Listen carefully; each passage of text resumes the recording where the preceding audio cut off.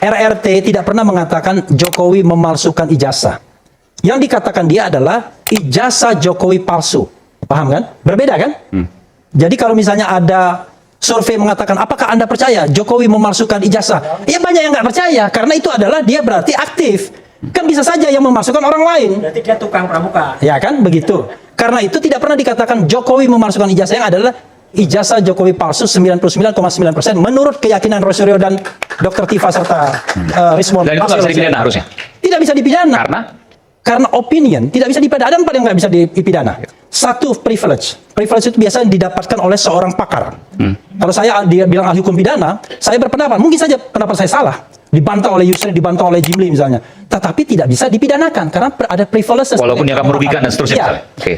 Yang kedua adalah yang namanya moral duty, kewajiban moral. Nggak bisa dipidanakan. Anda melihat sebuah kejadian, tindak pidana. Kewajiban moral Anda mengatakan yang sesungguhnya, nggak bisa dipidana. Kan begitu seharusnya. Yang ketiga adalah truth, kebenaran. Anda nggak bisa dipidana kalau Anda mengatakan kebenaran, apalagi hati nurani dan pikiran itu tidak bisa dikurangi dalam kondisi apapun di dalam Undang-Undang Dasar 45. Dan terakhir opinion, pendapat. Tidak bisa dipidana. Lalu yang bisa dipidana apa? Tindakan, perilaku. Pertanyaannya adalah, misalnya ya, Rosario dianggap menghasut.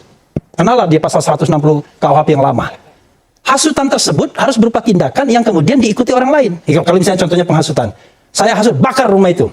Lalu tiba-tiba Ade Darmawan membakar rumahnya. Ade Darmawan kena tindak pidana pembakaran, pengerusakan properti orang lain.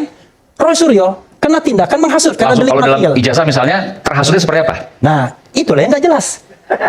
Itu yang nggak jelas. Jadi kalau misalnya saya ijazah 99,9% palsu. Ya. Terhasutnya seperti apa? Ya, itulah yang nggak jelas. Anda nggak bisa bayangkan itu? Katakanlah saya membayangkan ya, yang terhasutnya adalah 99,9% rakyat Indonesia percaya.